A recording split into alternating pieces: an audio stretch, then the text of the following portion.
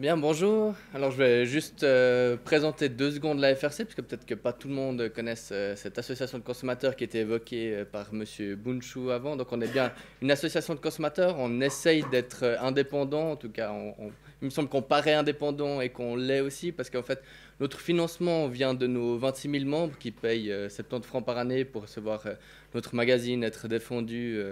On est vraiment une association, on n'est pas un service de l'État. Certains des fois disons, pensent qu'on est un service, qu'on a un service de l'État, qu'on a un mandat de l'État. Donc non, on a une subvention fédérale pour l'information aux consommateurs qui représente environ 12-13% de nos budgets.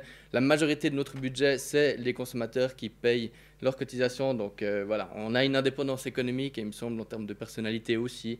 Alors voilà, on peut répondre déjà à quelques questions sur l'indépendance. On a 3 piliers dans notre association.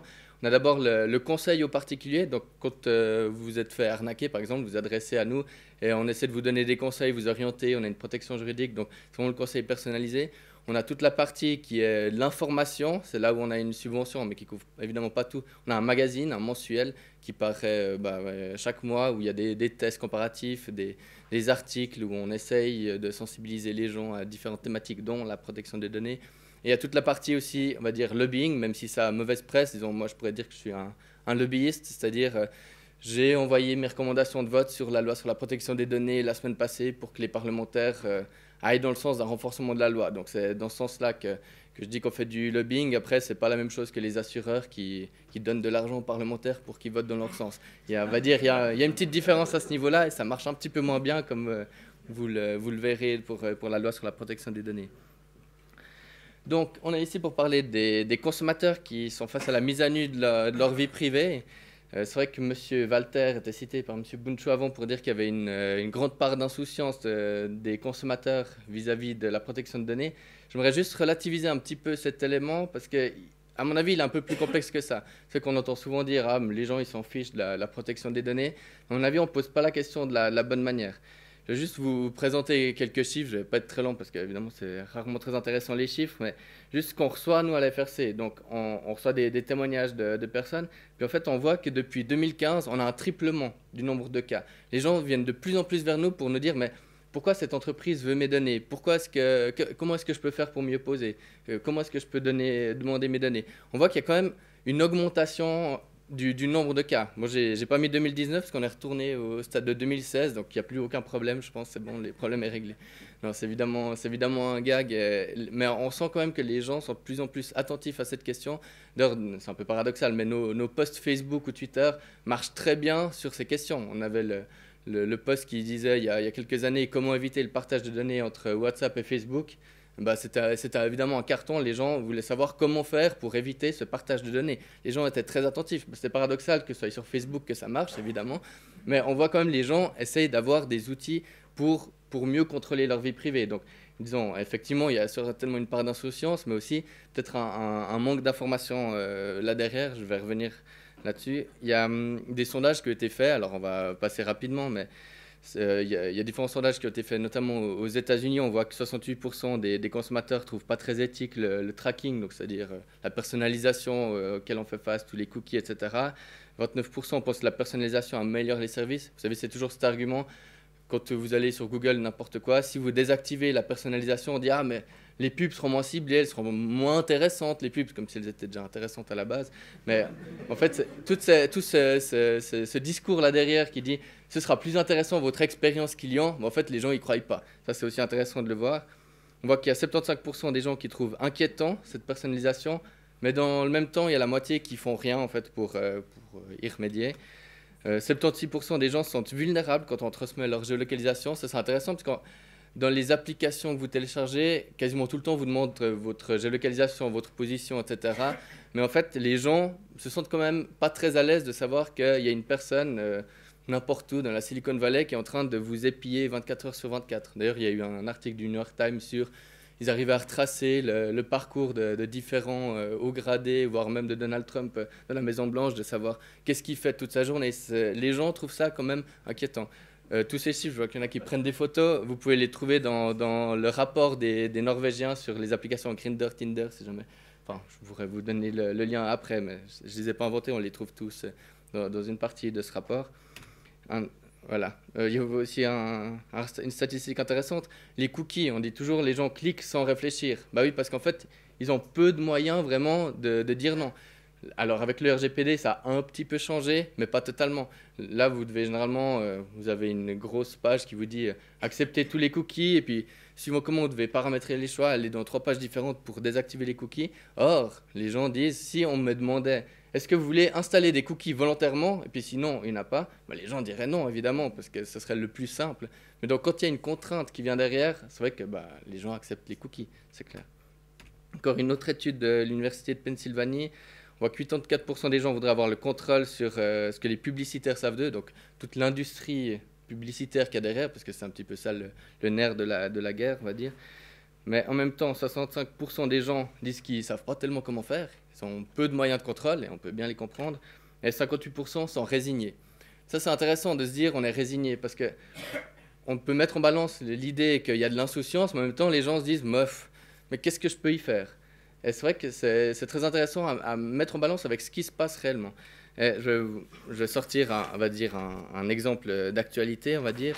C'est Grindr, donc M. Bunchou en a parlé un petit peu.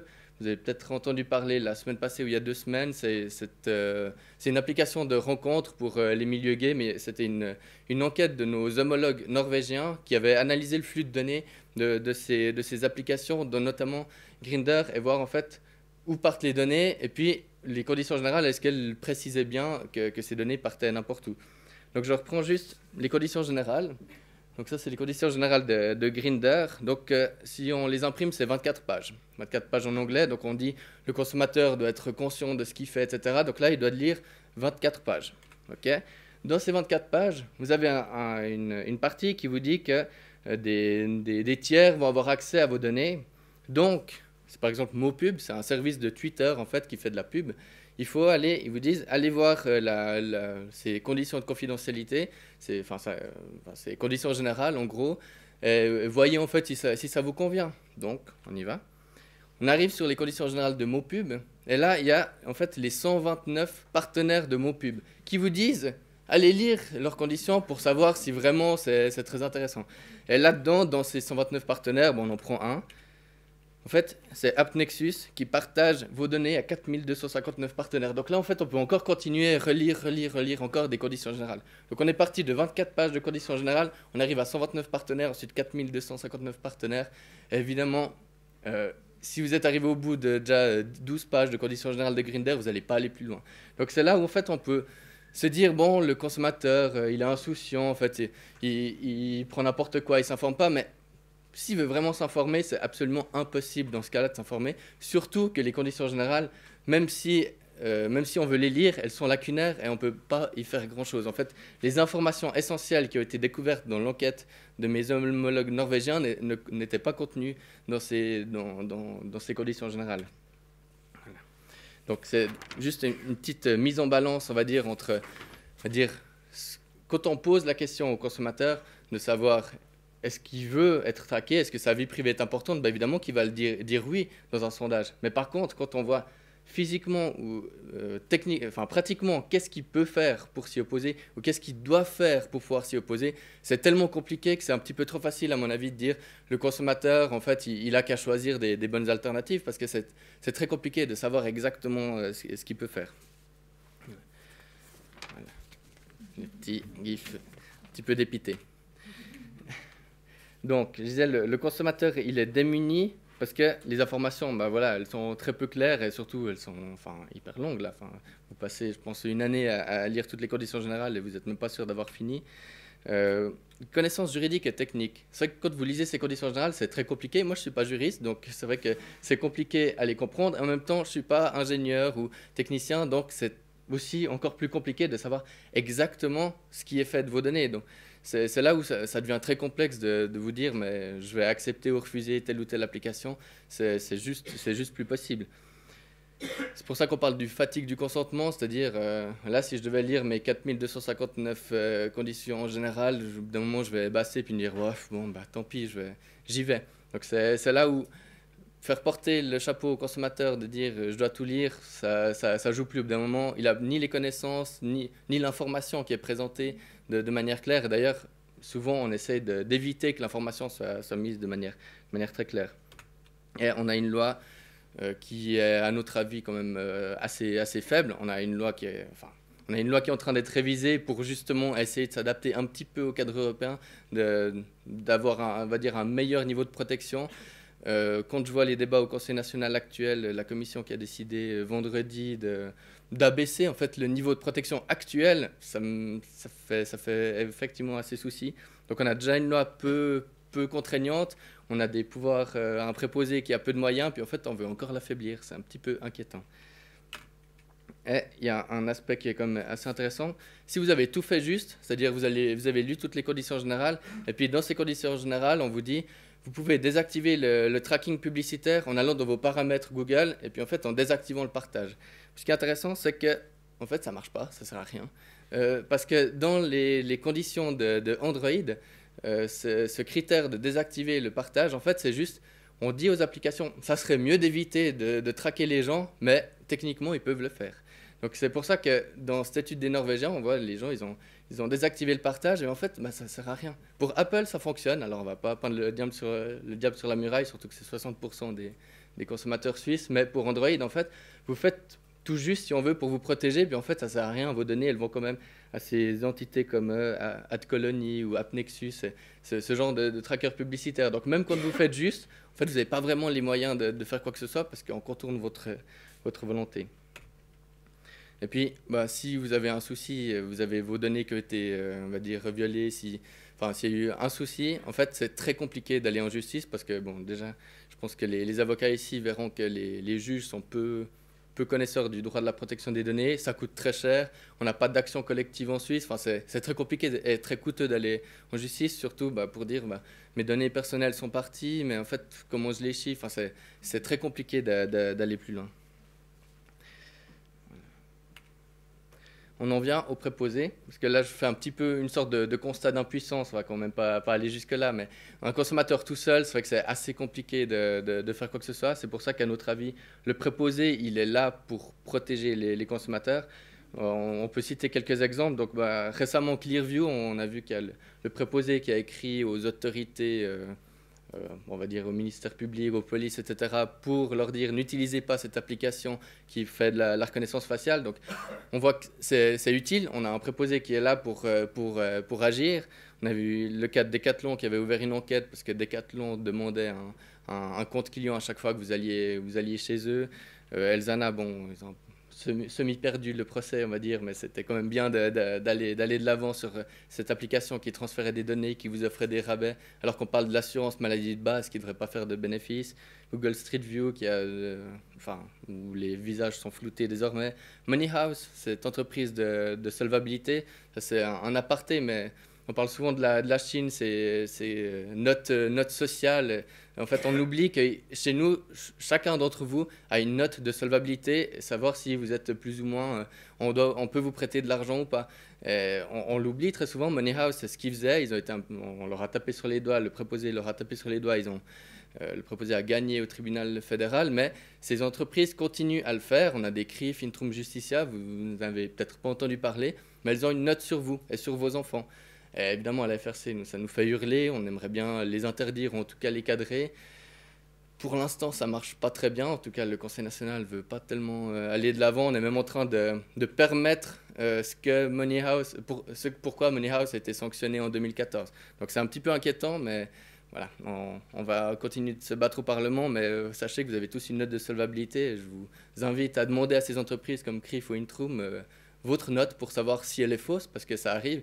On a eu le cas, je ne sais pas si vous avez vu, de Jean-Christophe Schwab, qui était ancien conseiller national.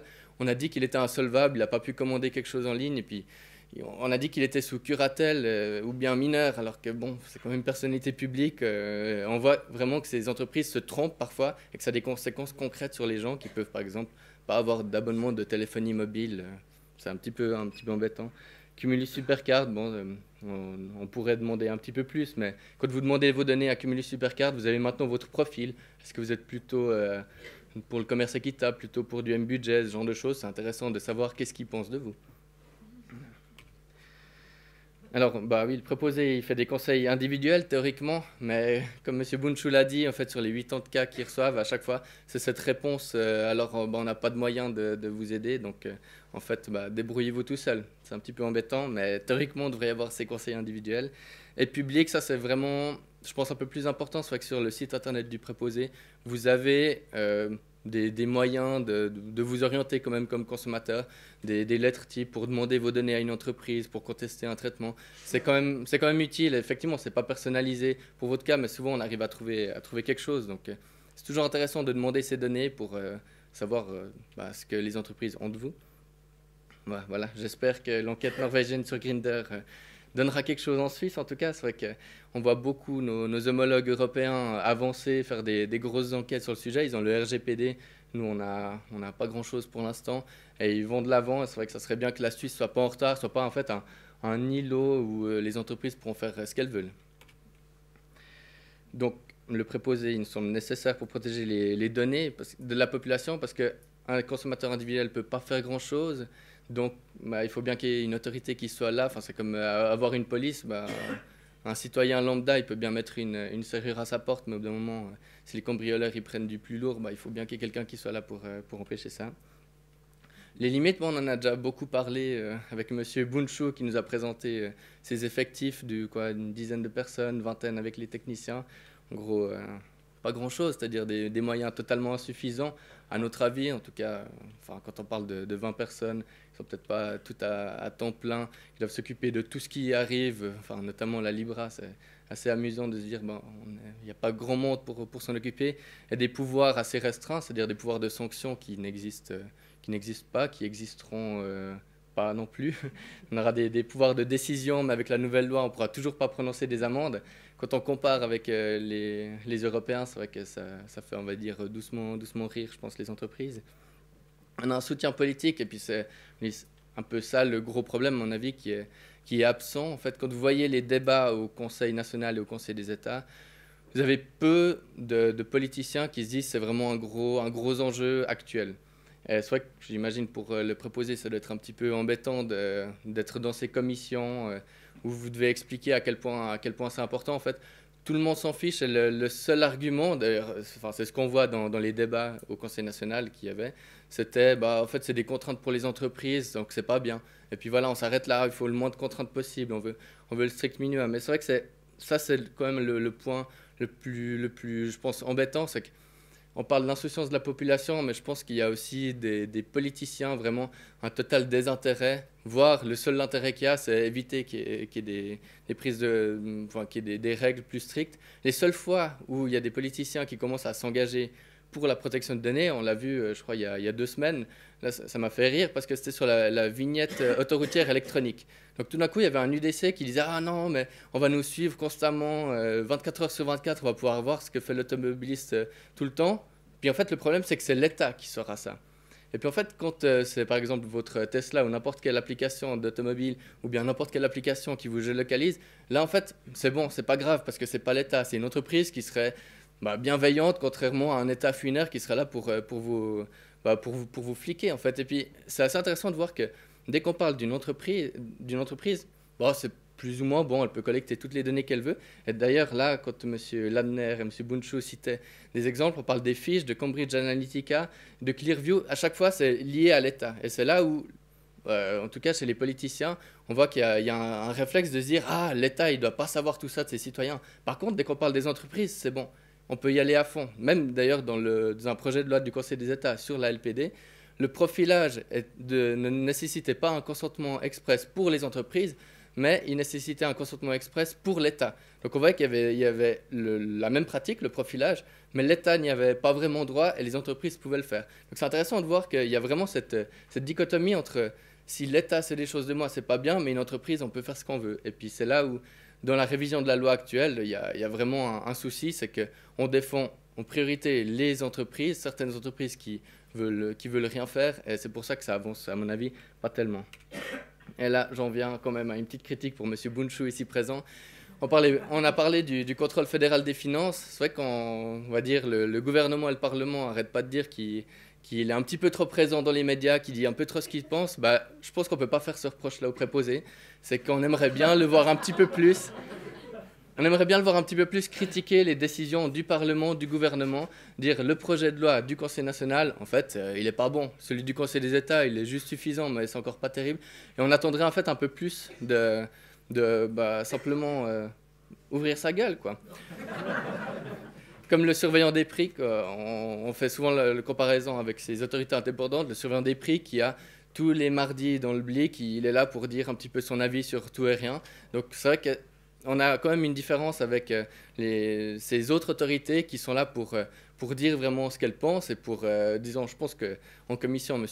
Lobziger doit très bien le faire quand il doit parler de la loi sur la protection des données, mais publiquement, on le voit peu et c'est vrai qu'on peut se demander si c'est un manque de courage parce que, par exemple, peut-être l'indépendance de son budget n'est pas garantie, donc il faut éviter de se fâcher avec ceux qui vont délivrer des postes. Bon, on peut évidemment le comprendre, mais il faut quand même dire que par rapport à d'autres autorités indépendantes, on voit peu le préposé, à part pour défendre des projets de loi, comme par exemple l'identité électronique, dire à quel point c'est génial.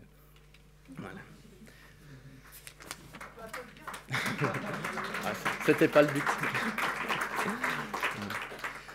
Petite comparaison avec l'Union européenne. Nous, on est une association, on fait partie de l'Organisation faîtière des consommateurs européens. C'est assez intéressant de voir où ils en sont, eux, par rapport à nous. En fait, nous, on balbutie une révision light de la loi sur la protection des données. Eux, ils sont déjà en train de réfléchir aux futures révisions pour aller encore plus loin, ou bien de poser des questions. Voilà, la mise en œuvre du RGPD, est-ce qu'elle vous semble bien? Qu'est-ce qu'il faut encore corriger? Nous, on n'est pas du tout là. Puis c'est vrai que, enfin, il y a d'autres sujets. Enfin, le roaming, ils ont aboli le roaming, puis nous, on est là en train de se dire, on paye une fortune dès qu'on va à l'étranger. Enfin, il y a plein de ces sujets où on voit les Européens avancer, puis nous, en fait, on a minimum 5 ans de retard, on va dire. Eux, ils sont déjà en train d'aller beaucoup plus loin. Donc c'est intéressant de voir en Union européenne comment ça se passe. On voit que les autorités de contrôle ont plus de pouvoir, ils peuvent délivrer des amendes. On voit que les autorités délivrent des millions d'amendes. Ça, on pourra pas. Enfin, M. Bunchu ne peut pas le faire aujourd'hui, ne pourra pas le faire quand la loi aura passé. Mais la CNIL, par exemple, la CNIL française, ils ont beaucoup plus d'effectifs et ils se plaignent aussi d'avoir pas assez d'effectifs. Donc on voit que les 10 postes en plus qu'il y aura pour la LPD, c'est vrai que ça semble un petit peu ridicule. Quand on regarde dans l'Union européenne, combien de postes ont besoin ces autorités alors qu'elles disent qu'elles en ont encore besoin de plus. Bon, ils ont le règlement, le RGPD, qui est évidemment beaucoup plus efficace que notre loi actuelle et que notre future loi. Donc évidemment que ça change pas mal la donne. On parlait des associations de protection des consommateurs. C'est vrai que les Norvégiens qui ont fait cette étude, la Norvège c'est 5 millions d'habitants, donc c'est plus petit que la Suisse. Eux, ils ont un budget d'environ 15 millions, dont 14 par l'État. Nous, on a un budget de 3 millions, dont 400 000 par l'État. Enfin, il va dire qu'on ne peut pas tout faire non plus. Les Européens ont quand même beaucoup plus de moyens pour le faire. C'est tant mieux, parce que nous, on en profite. En fait, les dépenses publiques norvégiennes financent, on va dire, les enquêtes aussi en Suisse, donc tant mieux, mais c'est vrai que c'est un petit peu dommage d'à chaque fois se reposer en fait sur les Européens, mais c'est un fait. Les associations de consommateurs en Suisse ont peu de moyens, peu de soutien. Donc voilà, on a 26 000 membres, on essaie de faire ce qu'on peut avec nos... Aussi, on a une vingtaine, tous à temps partiel, donc on ne peut pas tout faire, donc c'est pour ça qu'en comparaison européenne, on est aussi plus petit comme le préposé. Alors... Ouais, voilà, je vous disais, les amendes dans les États de l'Union européenne, c'est quand même beaucoup plus important que chez nous.